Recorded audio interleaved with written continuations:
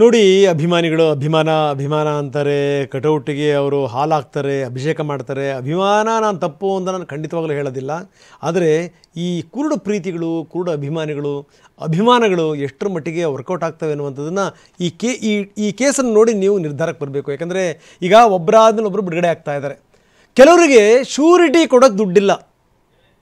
ಇದನ್ನು ನೋಡಿ, ಶ್ಯೂರಿಟಿ ಕೊಡೋಕ್ಕೆ ದುಡ್ಡಿಲ್ಲ. A6 ಜಗದೀಶ್ ಅವನಿಗೆ ಶ್ಯೂರಿಟಿ ಕೊಡಕ್ಕೆ ದುಡ್ಡಿಲ್ಲ, ಯಾರೂ ಮುಂದೆ ಬರ್ತಾ ಇಲ್ಲ.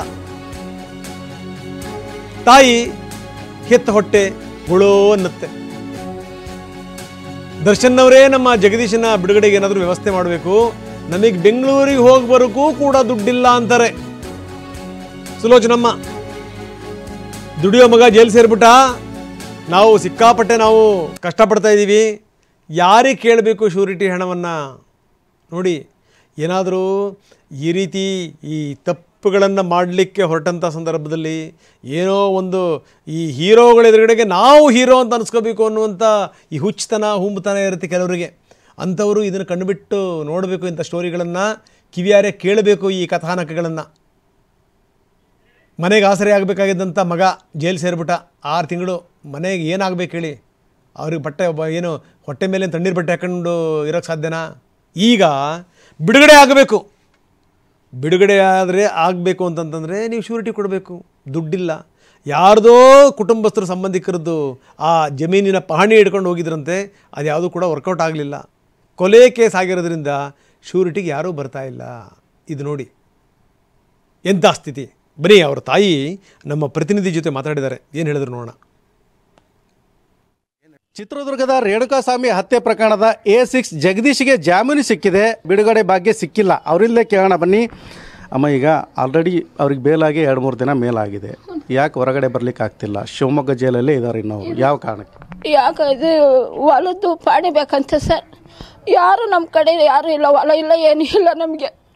ಹಂಗಾಗಿ ಪಾಣಿ ಬೇಕು, ಸುರಿಟಿ ಬೇಕು ಅಂತಾರೆ. ಯಾರೂ ಸಿಗ್ತಿಲ್ಲ ಸರ್, ಅವತ್ತಿಂದ ಹುಡುಕ್ತಾ ಇದೀವಿ ನಾವು, ಯಾರೂ ಸಿಗ್ತಿಲ್ಲ. ನಿನ್ನೆ ನಮ್ಗೆ ಒಬ್ರು ಯಾರೋ ಪರಿಚಯ ಇರೋನ್ ಕರ್ಕೊಂಬಂದು ಕಳಿಸಿದ್ವಿ, ಅದು ಇನ್ನೊಬ್ರು ಬೇಕು ಅಂತ ವಾಪಸ್ ಬಂದರು ಸರ್. ಅಷ್ಟೇ ಸರ್, ನಮ್ಮ ಹುಡುಗನ ಅವರೇ ದಯವಿಟ್ಟು ಬಿಡಿಸ್ಕೊಡ್ಬೇಕು ಸರ್, ಅಷ್ಟೇ. ದುಡ್ಡೇನು ಕೇಳಿಲ್ಲ, ನಮ್ಮ ಹತ್ರ ದುಡ್ಡಿಲ್ಲ ಕಟ್ಟಕ್ಕೆ, ಅಲ್ಲಿಗೆ ಹೋಗಿ ಬರೋಕ್ಕೇನೆ ದುಡ್ಡಿಲ್ಲ. ನಿನ್ನೆ ಸರ್ ನಾವು ಎಷ್ಟು ಕಷ್ಟಪಟ್ಟಿದ್ವಿ ಅಂತ ನಮಗೆ ಗೊತ್ತು. ಅಷ್ಟೇ ಸರ್, ಅವರೇ ದಯವಿಟ್ಟು ಬಿಡಿಸ್ಕೊಡ್ಬೇಕು ಸರ್ ನಮ್ಮ ಮಗನ್ನ. ನಮಗೆ ಹೊಲ ಇಲ್ಲ, ಏನಿಲ್ಲ, ಕೂಲಿ ಮಾಡ್ಕೊಂಡು ತಿನ್ನೋದು, ಅವತ್ತಿಂದ ಅವತ್ತೇ ಗಂಜಿ. ಎಲ್ಲರನ್ನೂ ಕೇಳಿ ಮಾಡಿದ್ವಿ ಸರ್, ಯಾರೂ ಬರ್ತಾ ಇಲ್ಲ ನಮಗೆ ಮುಂದೆ. ಒಬ್ಬರು ಮಾತ್ರ ಇದ್ದಾರೆ ಸರ್, ಅಷ್ಟೇ. ದರ್ಶನ್ ಸರೇ ಬಿಡಿಸ್ಕೊಡ್ಬೇಕು ನಮಗೆ. ಇನ್ಯಾರು ಇದ್ದಾರೆ ಸರ್? ನಮ್ಮಂಥ ಬಡವ್ರಿಗೆ ಯಾರಿದ್ದಾರೆ? ಅವರೇ ಬಿಡಿಸ್ಕೊಡ್ಬೇಕು. ನಾವು ಉಪವಾಸ ವನಸ ಇದೀವಿ, ಇಷ್ಟು ದಿವಸ ಆದ್ರೂ ನಮ್ಮ ಕಷ್ಟ ಇನ್ನೊಬ್ರಿಗೆ ಬರಬಾರ್ದು. ನಮ್ಮ ದುಡಿಯೋ ಮಗನೇ ಅಲ್ಲದಾನೆ, ಎಲ್ಲಿಂದ ಬರುತ್ತೆ ಸರ್ ನಮಗೆ? ನಮ್ಗೆ ಹೊಲ ಇಲ್ಲ, ಏನಿಲ್ಲ, ಎಲ್ಲರನ್ನೂ ಕೇಳಿ ನೋಡಿದ್ವಿ, ಯಾರೋ ಹೊಲಗಳು ಇಲ್ಲ ಸರ್ ನಮಗೆ. ಒಬ್ಬರದ್ದು ಮಾತ್ರ ಐತೆ, ಅವ್ರು ಬಂದಿದ್ದಾರೆ, ನಿನ್ನೆ ಹೋಗಿ ವಾಪಸ್ ಬಂದಿದ್ದಾರೆ. ಇನ್ನೊಬ್ಬರಿಗೆ ಸೈನ್ ಮಾಡ ಅಂತ ಹೇಳಿದ್ರು, ನಾನು ಮಾಡಲಿಲ್ಲ. ಅದಕ್ಕೆ ಅವರು ಇನ್ನೊಂದು ಬೇಕಂತ ವಾಪಸ್ ಕಳಿಸಿದ್ರು. ಅವರೇ ಬಿಡಿಸ್ಕೊಡ್ಲಿ ಸರ್. ಬೇಕಾದ್ರೆ ನಾನು ಬೇಕಾದ್ರೆ ಒಬ್ಬ ಬರ್ತೀನಿ ಸರ್, ಇನ್ನೊಬ್ಬ ಬೇಕಾದ್ರೆ ಜೋಡಿಸಿ ಅಲ್ಲಿ ಬೇಕಾದ್ರೆ ನಾನು ಇನ್ನೂ ಒಬ್ಬನಿಗೆ ಬೇಕಾದ್ರೆ ಇವಾಗ ನಾಳೆನೇಕೆ ಬರ್ತೀನಿ. ಅವರು ದರ್ಶನ್ ಕಡೆ ಬಿಡಿಸ್ಕೊಡ್ಲಿ ಸರ್. A6 ಜಗದೀಶ್ ಅವರ ತಾಯಿ ಮತ್ತು ಸಂಬಂಧಿಕರ ನೋವಿನ ನುಡಿ. ಕ್ಯಾಮ್ರಾ ಪರ್ಸನ್ ಮಂಜುನಾಥ್ ಜೊತೆ ಬಸವರಾಜ್ ಮದನೂರು, TV9 ಚಿತ್ರದುರ್ಗ.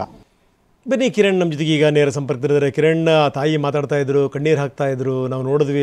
ಆ ಎಮ್ಮನ ದೇಹ ನೋಡಿದಂಥ ಸಂದರ್ಭದಲ್ಲಿ ಪಾಪ ಈ ಮೂಳೆಯ ತಡಿಕೆ 6 ತಿಂಗಳು ಕೊರಗಿ ತಾಯಿ ಕರೆಗೆ ಹೋಗ್ಬಿಟ್ಟಿದ್ದಾಳೆ. ನೋಡಿ, ಆಕೆ ಹೇಳ್ತಾ ಇದ್ದಾಳೆ, ಯಾರೂ ಇಲ್ಲ ನಮಗೆ, ಕೂಲಿ ನಾಲಿ ಮಾಡ್ಕೊಂಡು ಬದುಕ್ತಾ ಇದ್ದೀವಿ, ಗಂಜಿ ತುಂಬ್ಕೊಳ್ಳೋದೇ ಕಷ್ಟ ಹೊಟ್ಟೆಗೆ, ಇನ್ನು ಯಾರು ಸಿಗ್ತಾರೆ? ಒಬ್ಬರು ಸಿಕ್ಕಿದ್ದಾರೆ, ಇನ್ನೊಬ್ರು ಬೇಕಂತೆ, ಯಾರೂ ಕೂಡ ಕೊಡ್ತಾ ಇಲ್ಲ. ದರ್ಶನ್ ಸರೇ ನಮ್ಮನ್ನು ಕಾಪಾಡಬೇಕು ಅಂತ ಪಾಪ ಅಯ್ಯಮ್ಮ ಕಣ್ಣೀರು ಹಾಕ್ತಾ ಇದ್ದಾರೆ. ನಾನು ಆರಂಭದಲ್ಲಿ ಒಂದು ಮಾತು ಹೇಳಿದೆ, ಕಿರಣ್ ತಾವು ಕೂಡ ಕೇಳಿಸ್ಕೊಂಡಿರಿ ಅಂತ ನಾನು ಭಾವಿಸ್ತೀನಿ. ಈ ಅತಿಯಾದಂಥ ಅಭಿಮಾನ, ಈ ಹುಚ್ಚು ಪ್ರೀತಿ, ಈ ತಿಕ್ಕಲ್ತನಕ್ಕೆ ಹೋಗ್ಬಿಡ್ತಾರಲ್ಲ ಅಭಿಮಾನಿಗಳು, ಅರ್ಥ ಮಾಡ್ಕೋಬೇಕು.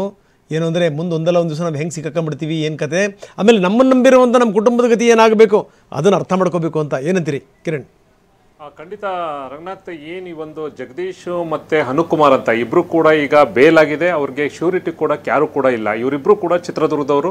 ಈ ರೇಣುಕಾಸ್ವಾಮಿನ ಕಿಡ್ನಾಪ್ ಮಾಡ್ಕೊಂಡು ಬಂದಾಗ ಜೊತೆಯಲ್ಲಿದ್ದವರು, ಅವ್ರನ್ನ ಅಲ್ಲಿಂದ ಚಿತ್ರದುರ್ಗದಿಂದ ಬೆಂಗಳೂರಿಗೆ ಕರ್ಕೊಬರ್ದವ್ರು. ಅವ್ರಿಗೆ ಬಹುಶಃ ಅವ್ರಿಗೆ ಗೊತ್ತಿಲ್ಲ, ನಾವು ಕರ್ಕೊಂಡು ಹೋಗ್ತಾ ಇರುವಂಥ ವ್ಯಕ್ತಿ ಕೊಲೆಗೆ ಹೋಗ್ತಾನೆ, ನಾವು ಮತ್ತೆ ಜೈಲ್ಗೆ ಹೋಗ್ತೀವಿ ಅನ್ನೋದು ಅವ್ರಿಗೂ ಕೂಡ ಬಹುಶಃ ಗೊತ್ತಿರೋದಿಲ್ಲ.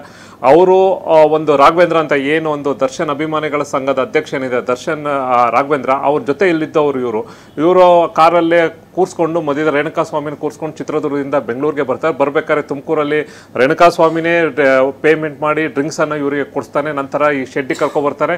ಅದ ನಂತರ ಆತನನ್ನು ಅಲ್ಲೇ ಮಾಡ್ತಾರೆ.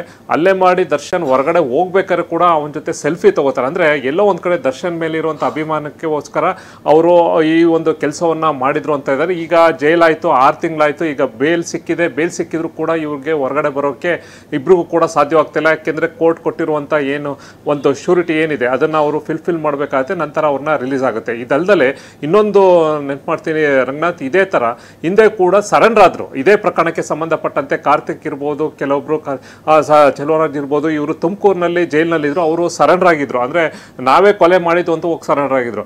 ಅವರು ಕೂಡ ಬೇಲ್ ಆಗಿತ್ತು. ಬೇಲಾಗಿ 20 ದಿನಗಳ ನಂತರ ಅವ್ರಿಗೆ ಶ್ಯೂರಿಟಿ ಕೊಟ್ಟು ಬಿಡಿಸ್ಕೊಂಡು, ಯಾಕೆಂದರೆ ಅವ್ರಿಗೂ ಕೂಡ ಶ್ಯೂರಿಟಿ ಕೊಡೋಕೆ ಯಾರು ಇದ್ದಿಲ್ಲ. ಅವ್ರಿಗೆ ಏನು ಹೇಳಿದ್ರು, ನೀವು ಸರೆಂಡರ್ ಆಗಿ ನಿಮ್ಮ ಕೇಸನ್ನು ನಾವು ಹ್ಯಾಂಡ್ಲ್ ಮಾಡ್ತೀವಿ, 5-5 ಲಕ್ಷ ರೂಪಾಯಿ ನಿಮಗೆ ಕೊಡ್ತೀವಿ ಅಂತ ಒಂದಷ್ಟು ಅಮೌಂಟನ್ನು ಕೂಡ ಅವ್ರಿಗೆ ಫಸ್ಟ್ ಸ್ಟಾರ್ಟಿಂಗ್ ಒಂದು ಕೊಟ್ಟಿರ್ತಾರೆ. ಅದ ನಂತರ ಅವರು ಸರೆಂಡರ್ ಆಗಿರ್ತಾರೆ ಪೊಲೀಸರು. ಅದಾದಮೇಲೆ ಈ ಪ್ರಕರಣ ಹೊರಗಡೆ ಬರುತ್ತೆ. ಇದಾದ ನಂತರ ಮತ್ತೆ ಕೋರ್ಟಲ್ಲಿ ಅವ್ರಿಗೆ ಬೇಲ್ ಸಿಗುತ್ತೆ. ಬೇಲ್ ಸಿಕ್ಕಿದ್ರು ಕೂಡ 20 ದಿನ ಆದರೂ ಬೇಲ್ ಸಿಕ್ಕಿದ ಮೇಲೆ 20 ದಿನ ಆದರೂ ಹೊರಗಡೆ ಬರೋಕ್ಕಾಗಿರಲಿಲ್ಲ.